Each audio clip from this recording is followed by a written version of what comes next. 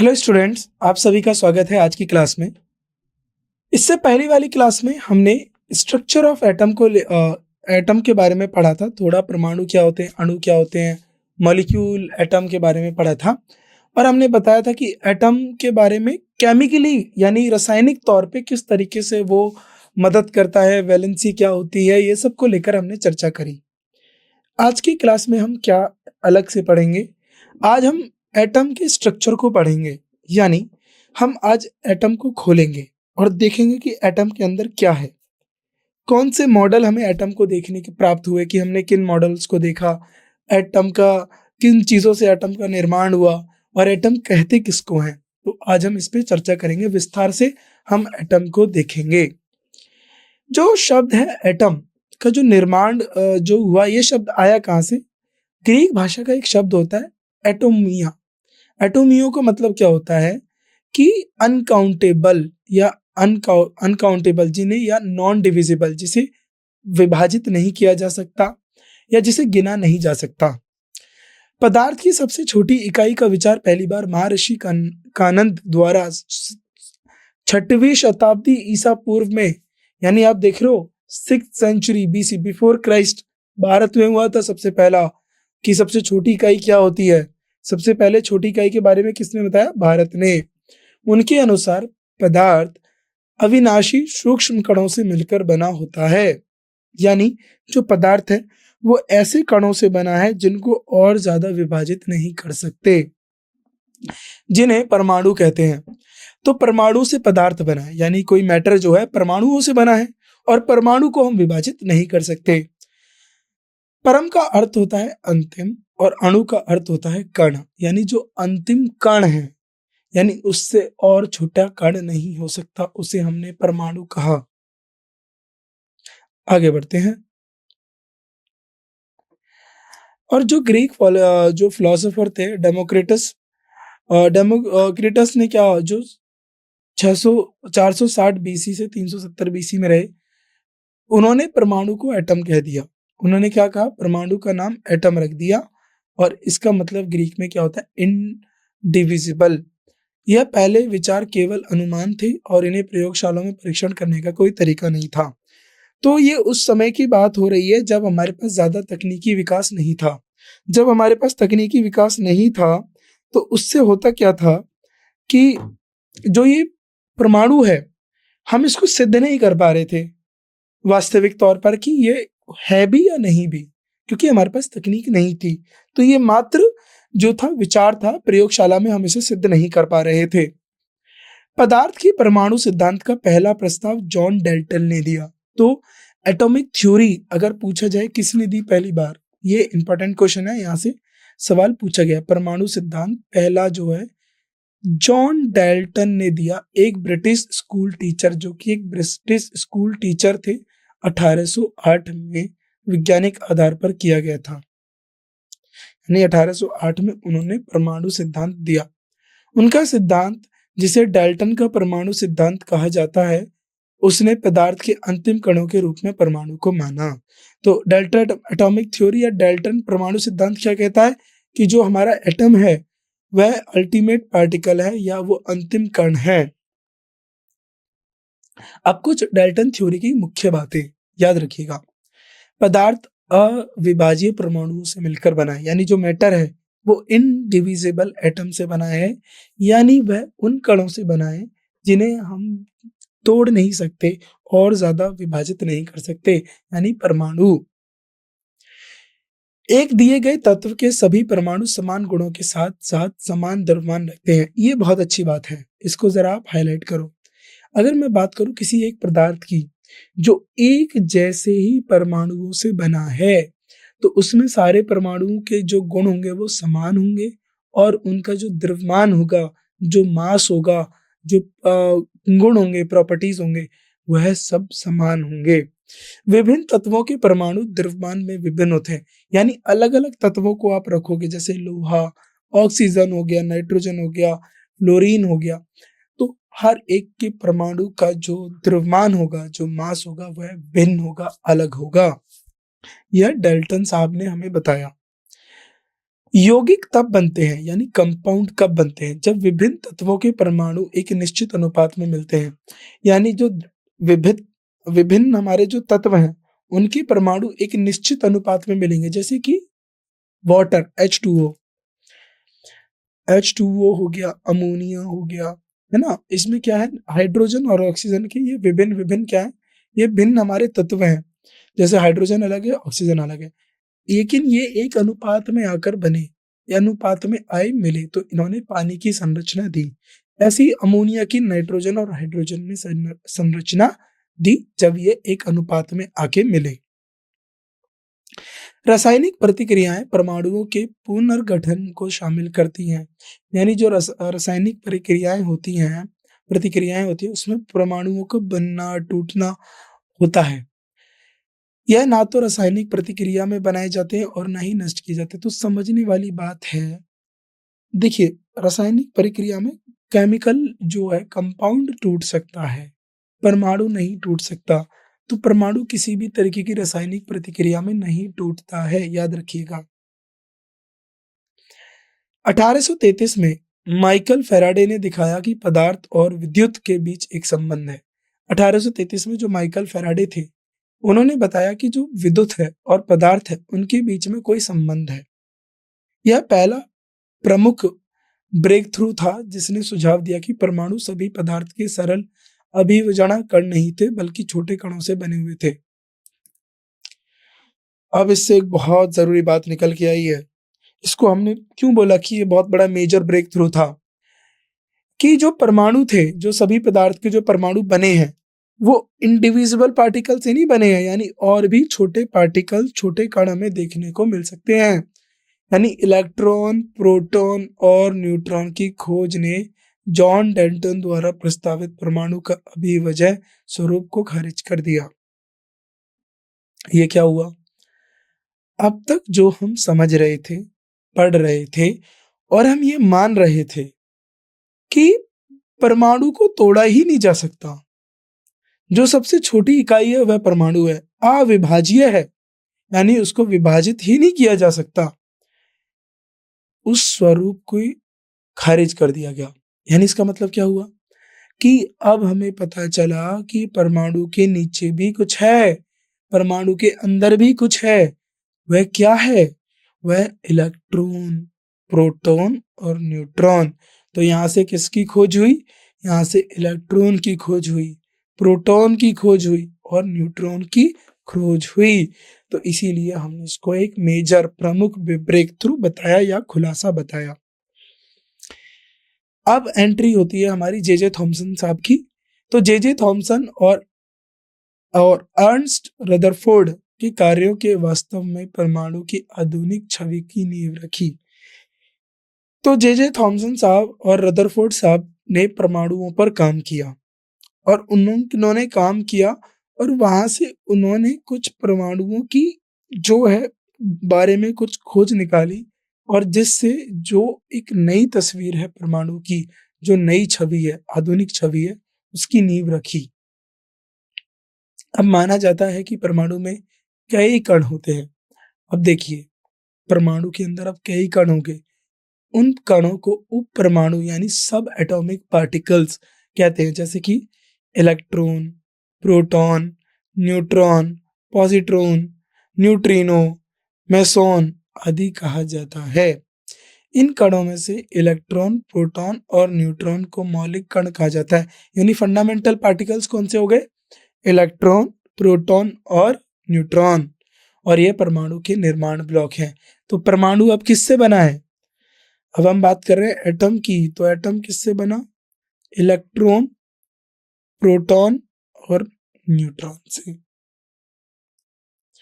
Constituent of atom यानी एक परमाणु के घटक, घटक का मतलब है कि परमाणु किन से बना। परमाणु के मूल कण है इलेक्ट्रॉन, प्रोटॉन और न्यूट्रॉन। इलेक्ट्रॉन का मास जो है वो 0 बताया हुआ है और उसका चार्ज है -1। वहीं प्रोटॉन के बारे में अभी हम आगे जिक्र करेंगे, पहले इलेक्ट्रॉन के बारे में समझ लेते हैं।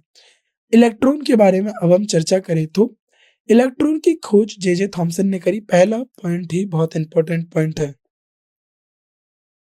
और इलेक्ट्रॉन का नाम किसने दिया? स्टोनी ने इलेक्ट्रॉन का नाम इलेक्ट्रॉन रखा। इलेक्ट्रॉन पर सापेक्ष चार्ज जो चार्ज होता है वो -1 इकाई का, और इसका निरक्षक चार्ज यानी -1 बोलते हैं, जो कि -1.6 इंटू 10⁻⁻19 कूलम्ब होता है। अगर हम इसको इलेक्ट्रोस्टैटिकल यूनिट यानी विद्युत स्तर इकाई में लिखे तो -4.8 इंटू 10⁻10 कूलम्ब।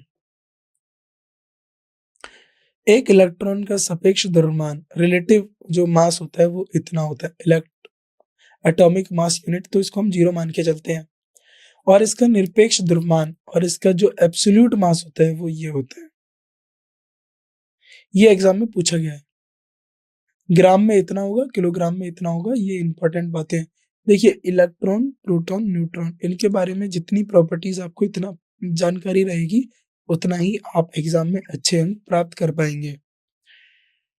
इलेक्ट्रॉन का आवेश द्रव्यमान या E/m चार्ज बटे द्रव्यमान, आवेश बटे द्रव्यमान का अनुपात होता है -1.76। याद रखिएगा, चार्ज इलेक्ट्रॉन का E होता है,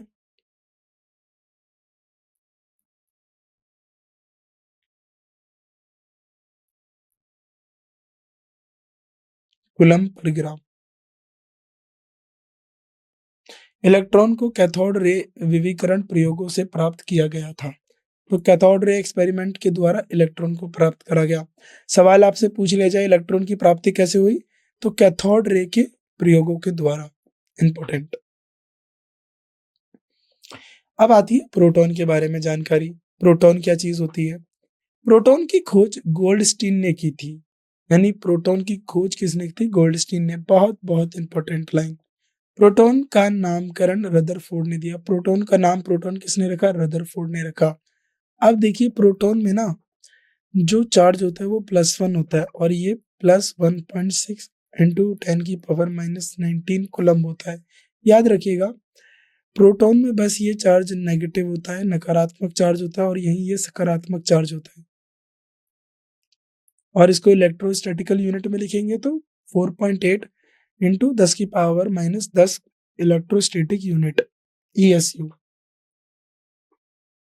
प्रोटॉन का सापेक्ष द्रव्यमान 1.00763 एटॉमिक मास यूनिट, तो इसीलिए प्रोटॉन के मास को हम 1 बोल देते, वहीं इलेक्ट्रॉन के मास को हम 0 बोलकर कंसीडर करते हैं। और इसका निरपेक्ष द्रव्यमान 1.673 इंटू 10⁻27 जी, या 1.673 इंटू 10⁻27 किलोग्राम। प्रोटॉन का आवेश द्रव्यमान कितना होता है? 9.58 E/m।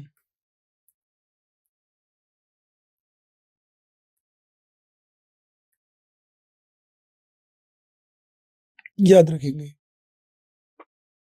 अब प्रोटॉन की प्राप्ति कैसे हुई? एनोड किरणों के द्वारा। एनोड किरणों से प्राप्त किया गया था हमारा प्रोटॉन।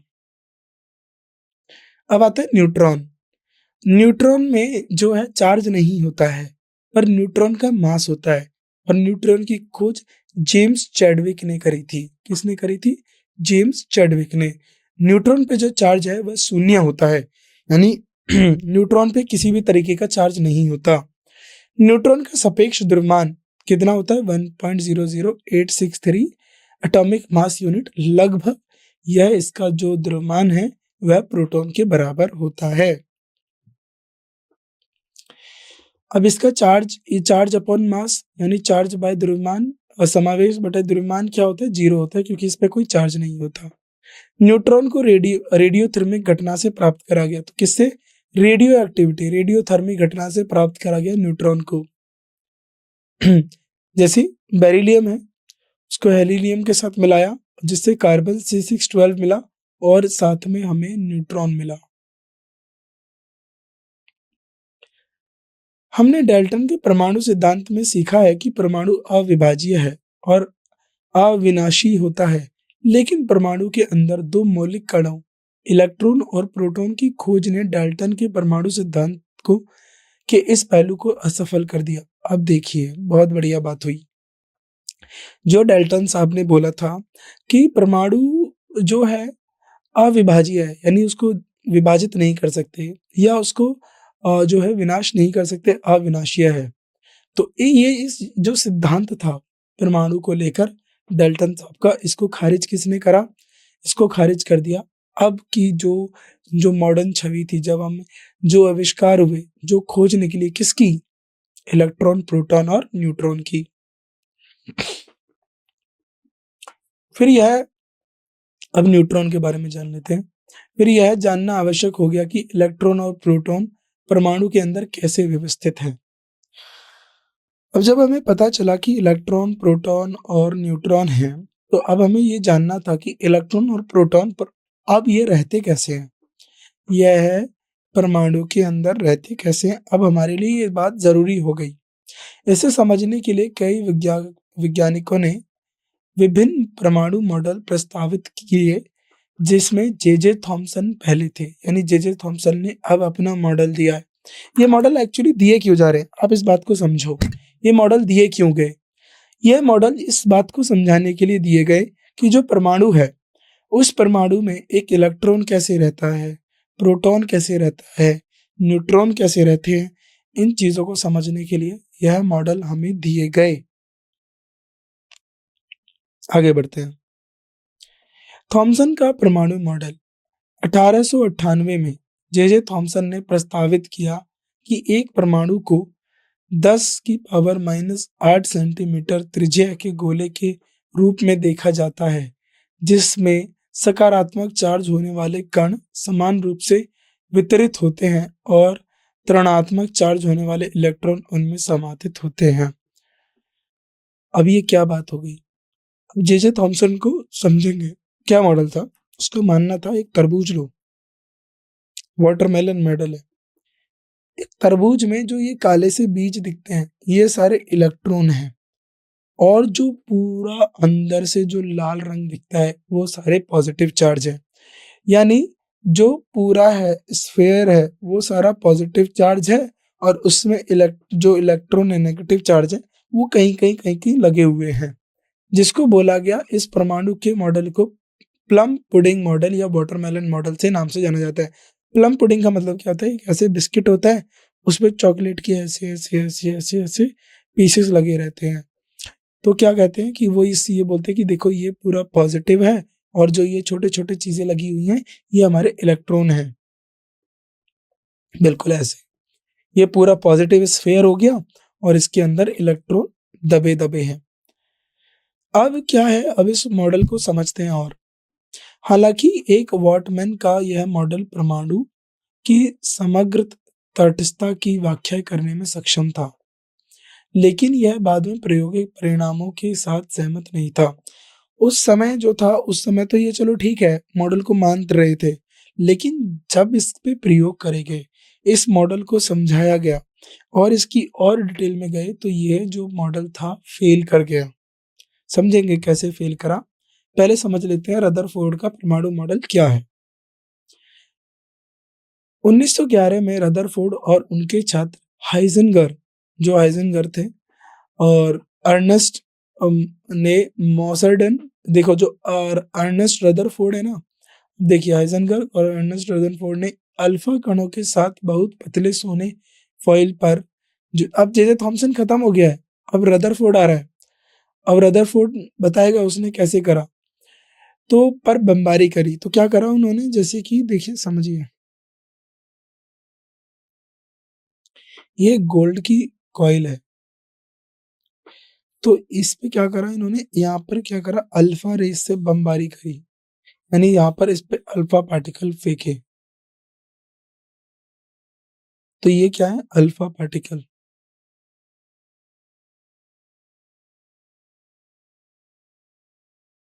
हीलियम के एटम को अल्फा पार्टिकल बोलते हैं, और ये गोल्ड फॉइल है,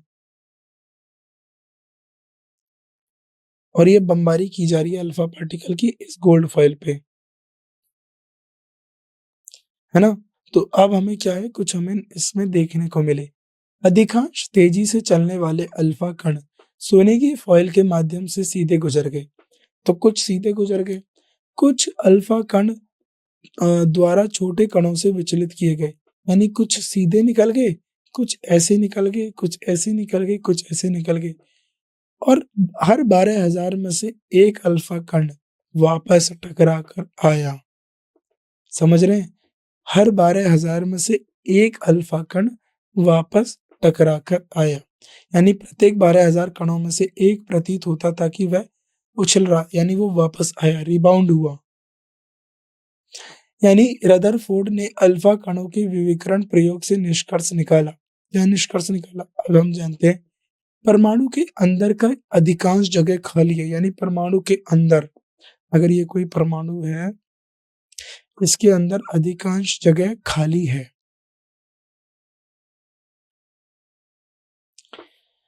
खाली है, जो सोने की फॉइल के बने हुए विचलित गुजर गए, जिससे कि वो सीधे सीधे निकल गए। बहुत ही छोटा भाग अल्फा कणों अपने पथ से विचलित हुए, जिससे यह सूचित किया जाता है कि परमाणु का सकारात्मक अवशेष बहुत ही कम जगह घेरता है, यानी जो पॉजिटिव चार्ज है वह बहुत है। देखो कैसे, जो अल्फा पार्टिकल है ना, अल्फा पार्टिकल,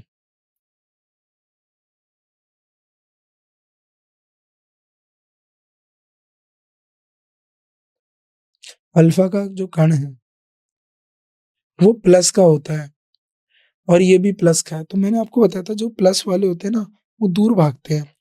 तो यहाँ से तो प्लस वाले सीधे चले गए, लेकिन जब से यहाँ पर पास में आया, वो तुरंत दूर हो गया। यहाँ से इधर हो गया, यहाँ से उधर हो गया। तो बोल रहा है कि बहुत छोटा सा हिस्सा है, जो हमारा परमाणु है उसके अंदर बहुत छोटा सा हिस्सा में प्लस है। एक बहुत छोटा भाग अल्फा कणों का 180 डिग्री पर विचलित किया गया, यानी वापस आया, टकराकर वापस आया, जिससे यह सूचित होता है कि सोने का जो सारा सकारात्मक अवशेष और द्रव्यमान परमाणु के बहुत छोटे आयतन में केंद्रित है। यानी पूरे परमाणु का प्लस चार्ज और साथ में पूरे परमाणु का वजन, यानी द्रव्यमान, एक छोटे से बिंदु पर है। यानी अगर ये बहुत बड़ा होता है, यानी परमाणु बहुत बड़ा है, यानी देखिए अभी हम बात करेंगे कि कितना छोटा है nucleus. From the data Rutherford, अब देखिए डेटा की मदद से रदरफोर्ड ने निष्कर्षित किया गया कि नाभिकीय त्रिज्या, जो न्यूक्लियस है, लगभग 10 की पावर 5 गुना कम होती है। क्या आप ये समझ पा रहे हो?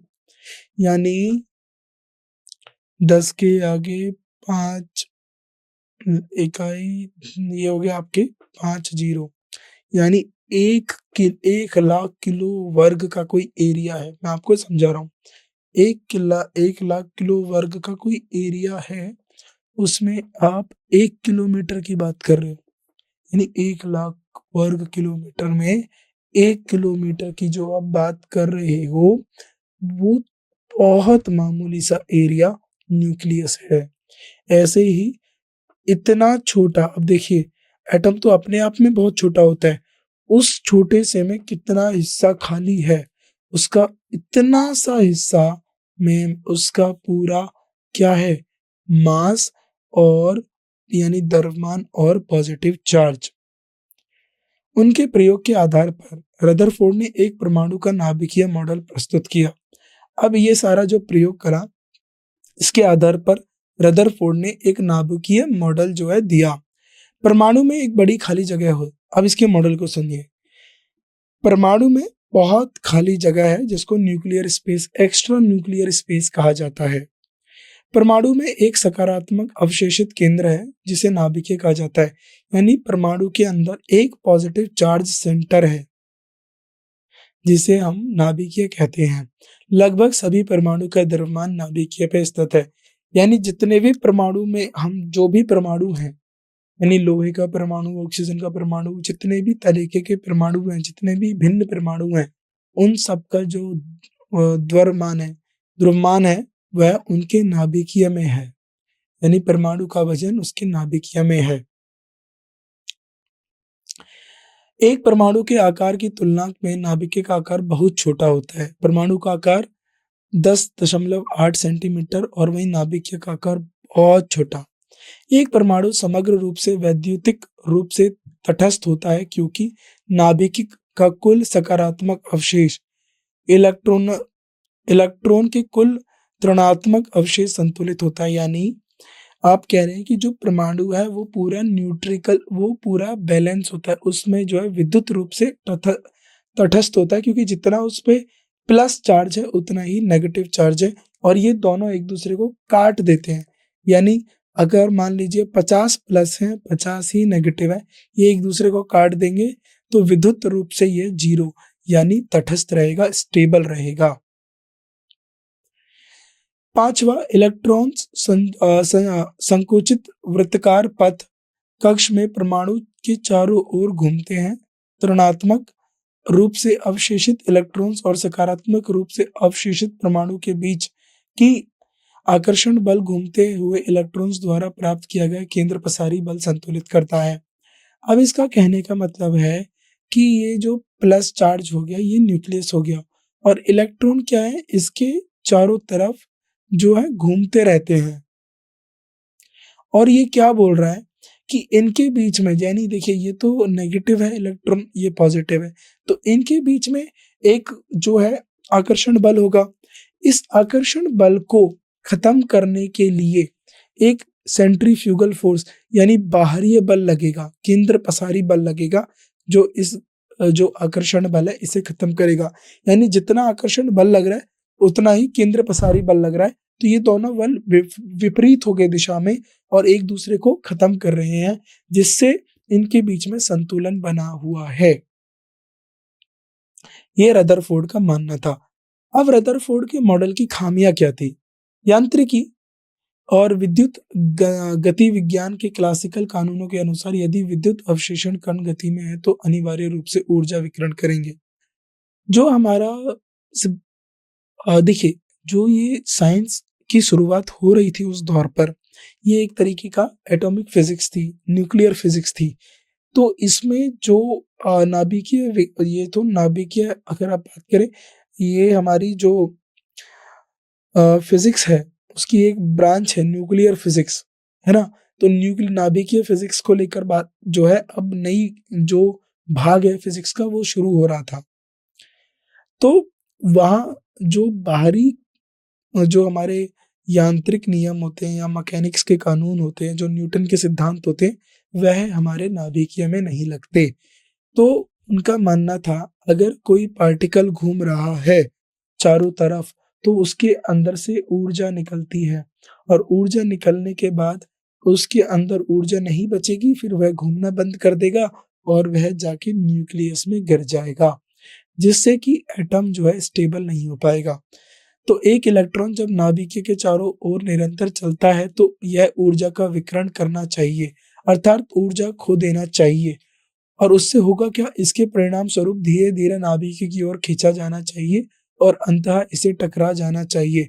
इसके परिणाम स्वरूप परमाणु का पूर्णतः संकुचन होना चाहिए, यानी परमाणु अपने आप में नष्ट हो जाएगा, परमाणु नहीं रहेगा। अगर परमाणु नहीं रहा तो ब्रह्मांड नहीं रहा, पर ऐसा तो हो नहीं रहा। तो यानी कुछ खामियां हैं रदरफोर्ड के मॉडल में। यदि ऐसा होता तो परमाणु अत्यधिक अस्थिर होना चाहिए और इस प्रकार पदार्थ हमें जिस रूप में पता है वह रूप नहीं होता। हालांकि हम जानते हैं परमाणु संरचनात्मक रूप से स्थिर है, यानी परमाणु जो है वो स्थिर है। तो रदरफोर्ड फेल हो गए परमाणु की स्थिरता बताने में। रदरफोर्ड जो है वो फेल हो गए, वो बता नहीं पाए। अल्फा कण हीलियम परमाणु के 2 इलेक्ट्रॉन्स को हटाकर प्राप्त किया जाता है, यानी हीलियम में से 2 इलेक्ट्रॉन्स निकाल दो, आपको अल्फा पार्टिकल मिल जाएगा। इसका अर्थ होता है H++ या फिर H2+ को हम क्या बोलते हैं, अल्फा पार्टिकल। याद रखिएगा। अब अगले चैप्टर में अब हम आगे की जो शुरुआत करने वाले हैं उसमें हम एटॉमिक नंबर की बात करेंगे और हम मास नंबर की बात करेंगे। तो अब तक आपने एटम को समझ लिया, स्ट्रक्चर ऑफ एटम को समझा लिया, मैंने आपको बता दिया, और इंट्रोडक्शन आपने देख लिया, इलेक्ट्रॉन क्या होता है, प्रोटॉन क्या होता है, डाल्टन की थ्योरी क्या होती है ये भी आपने समझ लिया, रदरफोर्ड का मॉडल समझ लिया, थॉमस का मॉडल समझिए। आने वाले लेक्चर्स में अब हम एटॉमिक नंबर या मास नंबर की बात करेंगे। तब तक के लिए आप अपना जो अभ्यास है उसको निरंतर जारी रखें। हम आने वाले चैप्टर में आपसे मिलेंगे। हमसे जुड़ने के लिए शुक्रिया, धन्यवाद। अब हम आपसे अगली क्लास में मुलाकात करते हैं। धन्यवाद।